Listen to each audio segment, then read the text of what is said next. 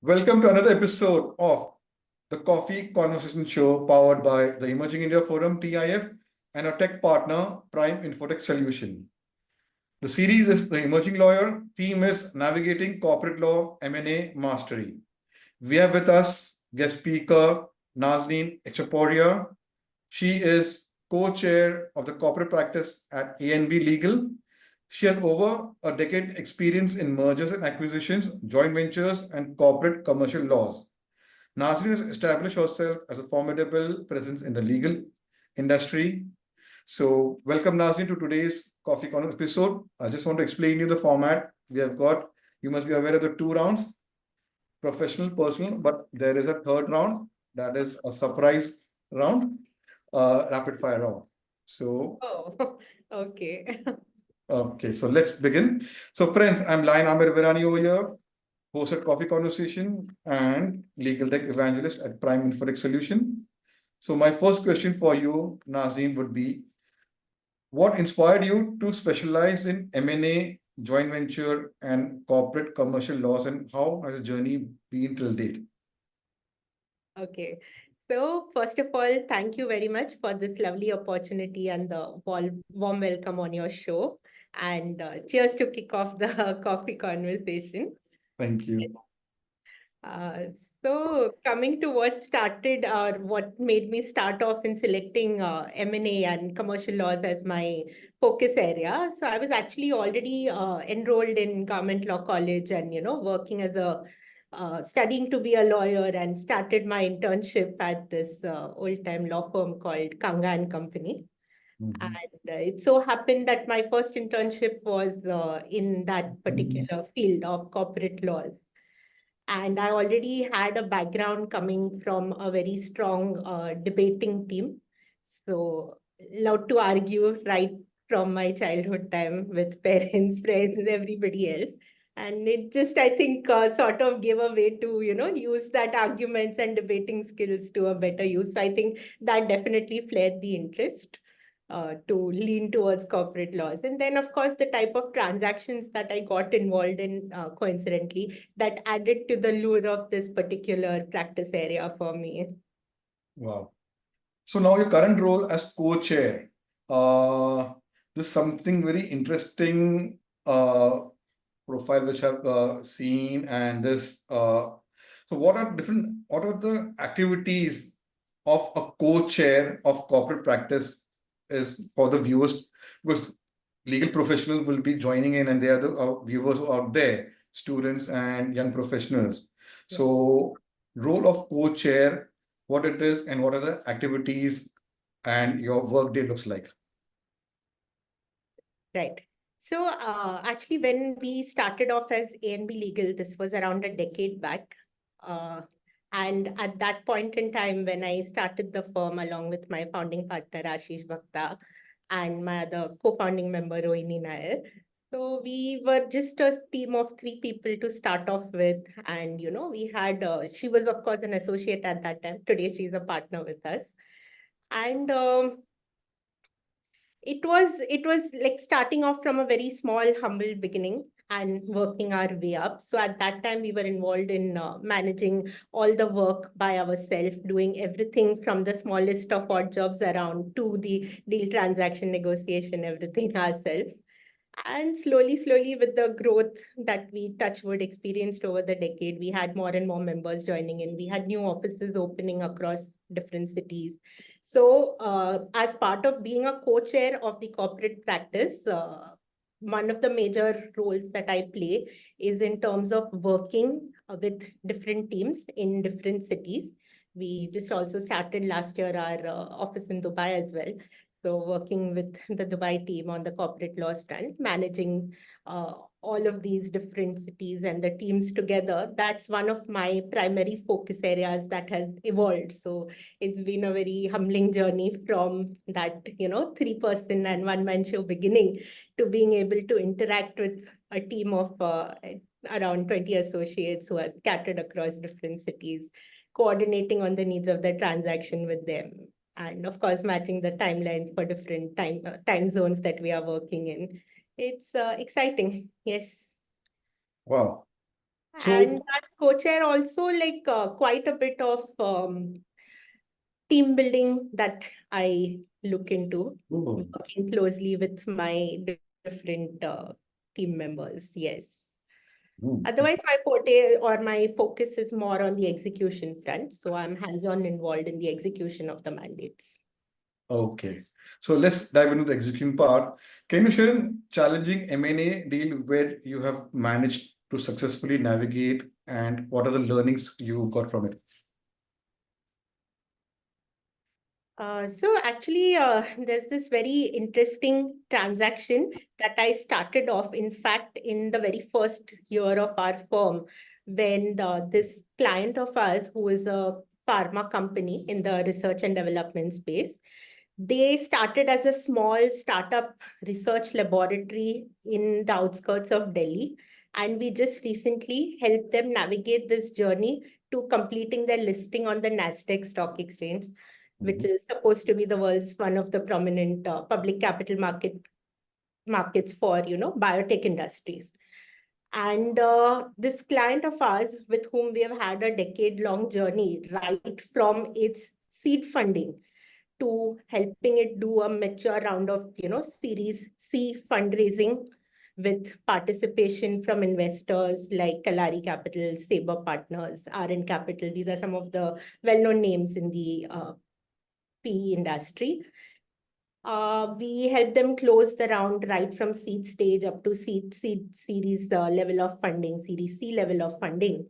And then we also help them with doing their offshore restructuring and doing an entire flip to the US. We help them create a new entity in Delaware. We help them mirror all the investors and the shareholding that they had got in India mirrored in the US. This included setting up a new company in Delaware, obtaining a whole round of regulatory approvals from RBI for all these Indian investors to be able to hold the, securities which are being issued outside India. And it is the same company whom we recently helped complete the merger with a listed company on Nasdaq Stock Exchange. So it's been a very complex transaction spanning literally across a decade and been one of the most interesting transactions of my career. Yes, Wow, absolutely. that's interesting.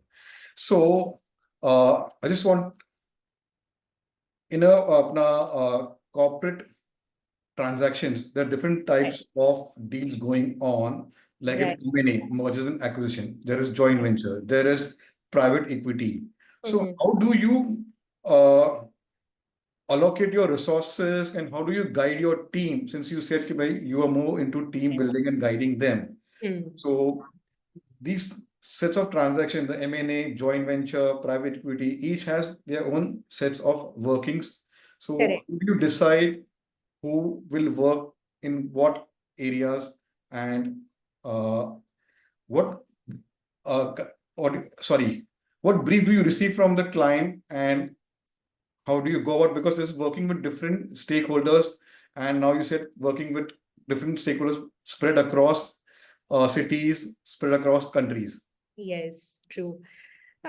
So usually the entire mandate starts with email or, followed by a telephone conversation, explaining what is and trying to understand what is the requirement that or the objective that the client is having in going ahead with this specific deal or transaction. So I think that is the starting point where be it a JV or be it a private equity investment deal or be it an early stage angel investment deal, they all start off with firstly understanding what is the reason or the objective. Is it like a strategic investment for some value that they are going to be getting from the company, or is it, purely a financial investment that they are looking at? So it starts off with that, explaining that understanding to the relevant team members. And to answer your question about how do you decide which particular team works on the transaction, I think the transaction timelines play a major role in deciding that, because some of the transactions are on like a very tight timeline where things are expected to be done yesterday. The others are more paced out. So understanding that from the clients and accordingly making sure that we have the bandwidth and the resources available at the right time to take up the deal. I think that's one of the primary deciding factors. Other than that, of course, like in the team also between the associates, each one has their own forte or specialization area as well. Though in the initial years, we focus on giving them a holistic experience and not try and go into, focusing on any one particular type of transaction from the very beginning. It's always better to focus on streamlining or specializing on particular types of transactions at a later stage after getting a general understanding and a flavor of the different type of transactions that you'll be working in this space. Wow. So now, what are the biggest challenges, Nazneen, you have faced in your career, and how did you overcome them? I've been fortunate actually to be surrounded by a very good set of people, colleagues, friends, and family. So the challenges, of course, have been there, like in anybody's journey. But if I can say, I've been blessed to have them at a minimal. But yes, having said that, some of the challenges that we faced when we started this journey as ANB Legal a decade back, one of the foremost things was we were very clear that we are starting off from a clean slate. Today, it is quite a common practice for people to turn over and join different firms. They generally take their teams, their books and practice areas and join with another firm. Whereas that was not the case for us. We literally started from scratch with a zero books when we started 10 years back. We did not get any connections or any clients from any of our previous workforce or client areas. So that was one of the biggest challenges, completely starting from ground zero and building our way up to where we are today. That was one of the difficulties, definitely. But I think with the amount of, dedication or work that you put in and you build a relationship with the clients, what we saw was that with one, then they were happy to connect us and, give a referral to more people whom they came across in their network who had a requirement for a similar workspace. So we actually managed to navigate that field pretty well, even though we didn't really start off with a slate to say so. Wow, wow. So as you said, you have started from scratch. So yes, absolutely. I have a curiosity question. What, Yes. according to you, is a success? Sorry, according to you, a formula for having a healthy relationship with your partners and having plans for taking the law firm to a next level? Right. I think for us, in terms of the formula, what has worked the best is transparency.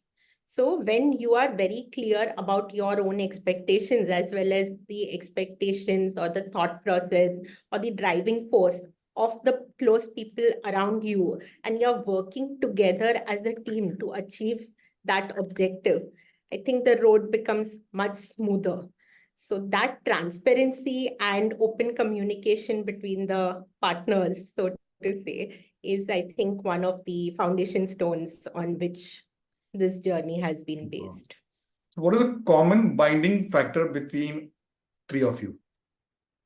So it started as three of us, but today actually the core team is around 7 partners of us who are there. I'm Yeah. aware, but And the common binding factor, I think, between us has been a wavelength matching in terms of mindset and being a young, dynamic law firm.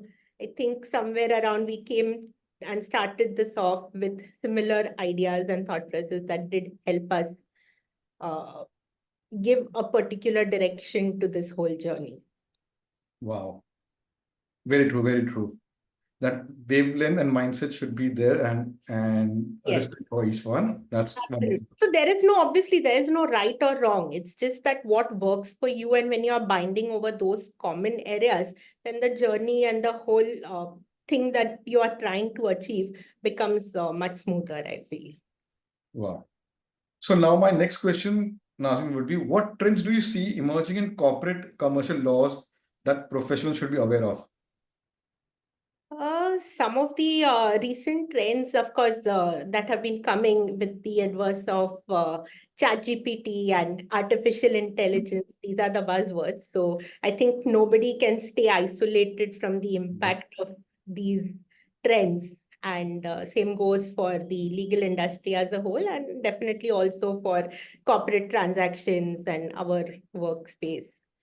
So earlier, I mean, typically how the transaction would unfold, that for, any diligence or negotiation meetings, the clients and everybody expected you to travel across wherever you were and come down for a physical session or at least a few days of on-site visit.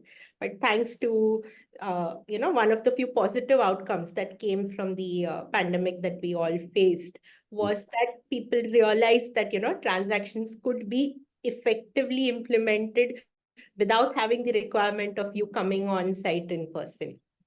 Very true. Very. So I think that trend has continued even after things have come more or less back to normal, because I think people have realized that one, it is more time effective, it is also cost effective. So even clients are happy that their transaction costs are relatively getting reduced. There are no flight tickets, accommodation costs, time blocking a professional's whole day that they need to pay. And yeah, in terms of the timeline of the transaction getting on end to end, right from the time when you sign the term sheet and you go through the entire process and you're signing the final investment documentation, or, whatever is the transaction documents that you are implementing. I think the end to end timeline has come down quite Yep. majorly because of this. Yes. So we should thank pandemic by technology adoption among different sets of people have Yeah, I mean, been there were savvy definitely now. some positive Because takes of from this, we are having this conversation. true Zoom is being on Zoom as used by well. everyone, and we are very Correct. fortunate to, thanks to, we should be gratitude to Zoom.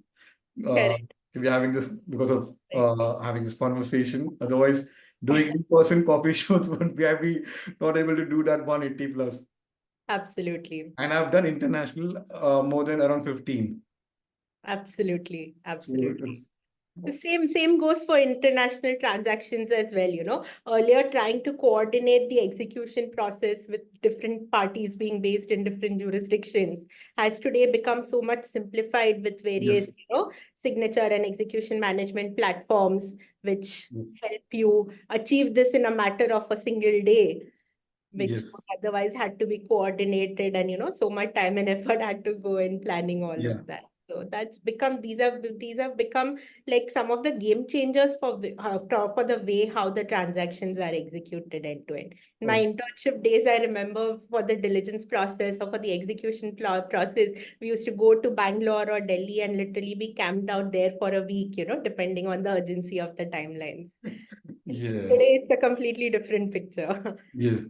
So, how has technology helped you, and which legal tech tool has impacted your work? Legal tech platforms, like I just mentioned about, coordinating for the execution, facilitating the execution process. There are various platforms where they nowadays also help you source, the stamp papers which are required for completing the transaction documents. Earlier, that used to be another pain point when you had to source these stamp papers from a particular state, because these differ as per the state laws, and the payment of the challans and all had to be manually coordinated and all. And today there are various platforms also offering this service and making the entire process so smooth and streamlined that you actually wonder, I mean, the amount of time that you used to spend on this particular activity. And even in terms of, I think, contract management, there are various good platforms and tools available which used effectively can help improve your output, and more importantly, the time that you are spending on that particular contract. Wow. But just one comment here that I wanted to make was that I definitely don't feel that artificial intelligence or these type of tools are a substitute Yeah. for any professional. See, these are tools that can aid you in reducing your time and improving your efficiency and the quality of your output. but by no stretch of the imagination, they can be a substitute for what, as a professional or as an advisor, the value that you bring to the table while doing these transactions or Very true, very true. I just wanted to share our trade secret also. We use ChatGPT for Yes. preparing questions, but finally it is your research, everything, then presentation, going through your profile. So if you do only ChatGPT and send you the questions, you will come to know, okay, we have used ChatGPT. Absolutely. Yes, I was just seeing an interesting post just today itself by one of the general counsels of a company who had posted on LinkedIn about how generative the chat GPT is being used to make the CV applications and cover letters. But unfortunately, the interns are not even bothering to read. The chat GPT is putting placeholders over there for you to put in your specific areas of interest, etc. And quite often these emailers are going out to the companies even without that placeholder being changed, with the blanks being there in it. So that's human. the level That of is copy that we human are coming limitation. across nowadays in terms of the work. So we have to make technology useful for us, Correct. not Ab- by to make the technology driver. Absolutely. Otherwise, so there will be accidents. Absolutely. I think your smart technology will make you smarter. It's not about technology replacing you with the smart Yes. intelligence. Okay. Now, uh, who has influenced you from the legal world, or who has been your mentor? So here I think I would like to give equal credit to both my seniors whom I've worked with in the initial phase of my journey. My first senior partner, Mrs. Preeti Mehta, she is still the corporate partner at Kanga and Company. So I started my journey under her, and lots to learn from her, including in terms of not just in terms of legal knowledge and brilliance that she brings to the table, but even otherwise, how to conduct yourself during meetings or diligence processes, how to interact with the client, and small nuances that you pick up just being around her and working with her. I think that has played a tremendous role in shaping my journey and shaping my area of expertise that I ended picking up as well. And my other senior that I was working with, this gentleman called Mr. Ramesh Vaidyanathan, he's another brilliant senior that I've been fortunate to work with. He had this amazing talent of picking up the most complex of uh, legal jargon or contract or some provision and explaining it so simply and in layman terms to the client that sometimes when you have been working on the transaction and you hear him explaining this, you would feel like, oh, but this is what the actual transaction was. So that level of learning and being fortunate to be around such seniors, I think that has played a major role in terms of Yes. inspiring me to continue on this journey. So we should share this episode once it's published. Definitely, it would be my pleasure to do that. Yeah. Okay. So now, Nazim, how do you stay updated with the latest developments happening in the corporate and commercial laws? So, in fact, earlier when we were interning, it was like, slightly more challenging to just rely on different subscriptions, different publications, and be aware of what are the latest trends or what are the latest legal updates that are coming. I think nowadays we are privileged to have so much tech-aided platforms that do the job that you were doing earlier of processing, analyzing, breaking it down for you, and just serving it to you on a platter. So it's up to you to reach out to these different platforms or subscriptions, choose them wisely depending on what you think is relevant from your practice area point of view, and subscribe to some of them. I think that's one of the best ways of staying abreast of what the latest news is or the latest trends are in the legal industry and knowledge sharing. And I think talking with peers, the more you go out and interact with your peers and exchange ideas, you come to know different viewpoints on some new emerging law or some law point that you have faced a particular difficulty with. And, you can always get feedback from them in terms of how they have been handling that particular issue. So that also is a good way of staying in touch with latest trends and all. Very true, very true. My last question will be, what advice would you give to young legal professionals, those who want to become transaction lawyers? Hard work, dedication. I think there is absolutely no substitute or shortcut for that. So you have all the resources in the world available to you today. You have all the tools available to you today. But at the end of the day, it's up to you how to make the best utilization of those tools smartly. So focus on that and don't focus on getting any shortcuts towards the journey that you are planning to embark on. Wow, very true, very true. I think that is, yes, something that I would like them to focus on. Very true. So now let's go to the next round, the personal round. Let's understand Nazneen as a person. Tell us something about your family and your formative years. My family, very close-knit, small family. Just my parents, my grandmother used to be there till before COVID, and I'm an only child. So yes, small-knit family. I come from a family of accounting professionals, not a single lawyer in the family till I ventured into this profession. Yes.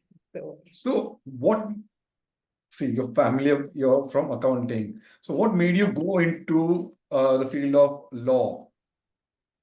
I think just my interest towards debating or arguing, that negotiation skill is required, whether you are a transaction lawyer or, of course, in a court of law, how to present your thoughts in an effective manner and trying to convince your viewpoint to the other person. I think that was something that I was really interested in from the beginning. So Wow. that led me more, and I didn't have that much interest in numbers. I did my commerce, I did my BCom from Podar College. So I had good exposure to accounting and tax and all, but it didn't excite me the way when I started interning or studying about law, the way it excited me on the journey. So I think, yes, then I decided to continue with that. So what are your memories of school and college life? School and college life, college was full of extracurricular activities, lots of academics, socializing. School was more focused on academics, thanks to my parents. That time you are just getting to know and guided by what people around you are telling you to do. I think college life is when you grow into your own person, realize what you want to focus and explore on more. But yes, both have been extremely happy memories and happy journeys. So you went to which school?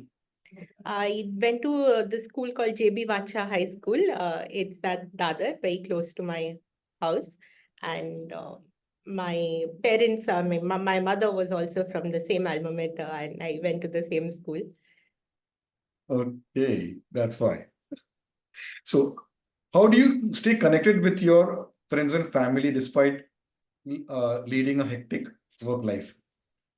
I think again, technology and the communication like WhatsApp and other social media that we have, that makes it relatively easier for us to still plan and be in touch whenever we get the chance. So purely, I think thanks to that you can manage the time so effectively with all of them as well.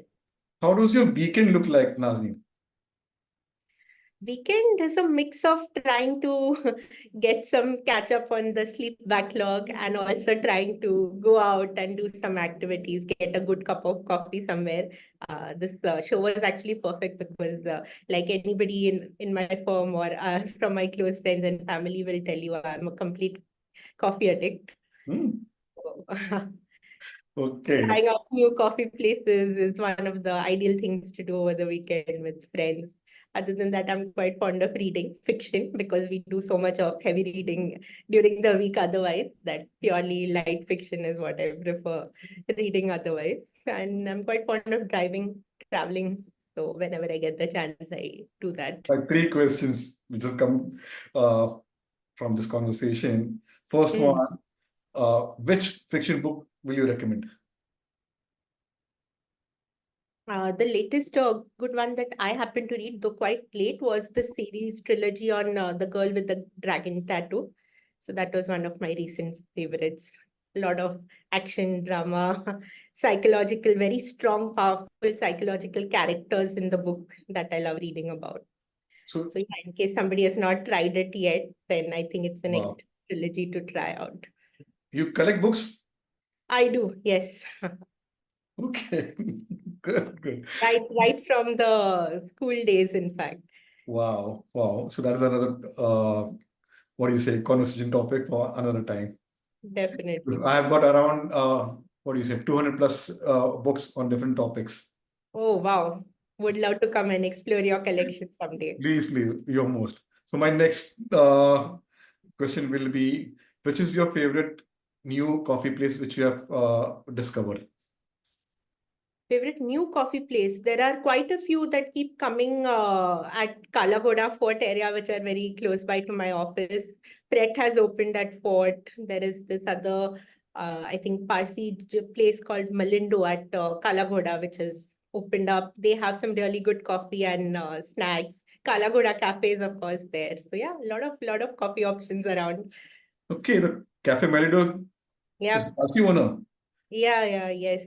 Okay, so you should visit this place also. Mm-hmm. Pure Sin, the chocolate bar. Okay. They've Where got is that? good coffees and good chocolate varieties. Okay, lovely. Sounds like a good place to try out on. Opposite Cafe Melido it is. Oh, it's opposite Cafe Melindo. Inside Yashwant Chambers ground floor, where Okay. Okay. so that's why we won't be able to find out, but I'm Okay. Unless somebody tells you. I'm glad. I'll definitely yeah, you check can it. go relax. It's not so crowded Hmm. and it's beautiful. I've done Lovely. a coffee with the founder, the owner. Oh, lovely. Aarti Okay. Zaveri Kapai. She Acha. has 32 years of experience of making chocolates. Lovely. I'll definitely go try out. Okay. So my next question, uh, in your bucket list, which is your travel destination would like to complete in 2024? Complete in 2024, I'm looking at going to Germany, the Black Forest and the Rhine Valley area. Mhm. Hopefully looking forward to that. Other than that, that's not happening in 2024, but another place on my bucket list. I mean, I was fascinated with my trip to Japan, and I would love to revisit during especially the cherry blossom season. I had gone during an off-season time, so definitely I want to go there again as well during the cherry blossom time. Wow, that's interesting. Okay. So my last question will be describe Nazi in one line. Describe Nazneen in one line. Probably somebody who is in her own Zen mode most of the time, but at the same time, somebody I think you can rely on whenever, especially whenever you are in a time of crisis, to get the job done. Wow. So let's go to the fun round, the rapid fire. Okay, You have to be very quick, funny, and witty. I'll start with the food thing because I'm a foodie, so I think so. You also a foodie. Your favorite definitely. Parsi food dish? Dansa, Mine too. Okay. Uh, tea or coffee? coffee, So let's do this. definitely. Okay. Because you have to have that coffee conversation on different types of coffee brews with you. Definitely. So a lot of things. Okay, your favorite color? Black, Okay. Uh, your favorite movie? Chak De India, I think all-time favorite. Yes. So you should be in France. Yes. Unfortunately, the timing was not this time, maybe next time. Okay. Uh, uh, your favorite song? That completely depends on the mood, what I'm in for. So Mm, any particular genre you like to listen?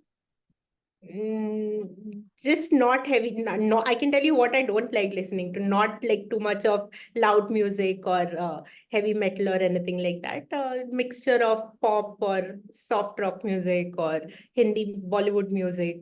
A lot of mixture of that. Wow. So favorite advice you have received, which is memorable to you? Simple advice by one of my friends. Pooch dala to life jingalala. You have to always ask, and you just don't know. Don't overthink. Don't assume what the other person is going to say. You can just sometimes cannot even expect what you'll get by simply asking something. So definitely, I believe in that. Wow, very true. So you get to win this book, Top 6 Microsoft Tips for Lawyers. Oh, thank you very much. Yeah, so I'm an author of 13 ebooks. So this will be autographed and delivered to your place. So, friends, it was a lovely conversation. Thank you, and I look forward to that. Thank you very much for this lovely coffee conversation and Let me complete, let me end. opportunity. So, Nazneen is a Thara Parsi and loves, sorry, eats, breathes being a true Parsi, and she's a wonderful person. Do watch the episode, which will be available on the YouTube channel, the Coffee Conversation Show. A lot of insights she shared on the commercial law, the transaction law. People want to be a transaction lawyer. This is the episode where you learn, and clients, you want to do anything regarding to funding, joint ventures, private equity. Nazneen is the person to go to for your work assignments, and we look forward to having another conversation, another speaker. If you want to be a speaker at the Coffee Conversation Show, do visit our website, theemergingindiaforum.com. You can check out different episodes and fill in the form. Our team will get in touch with you. So enjoy your day.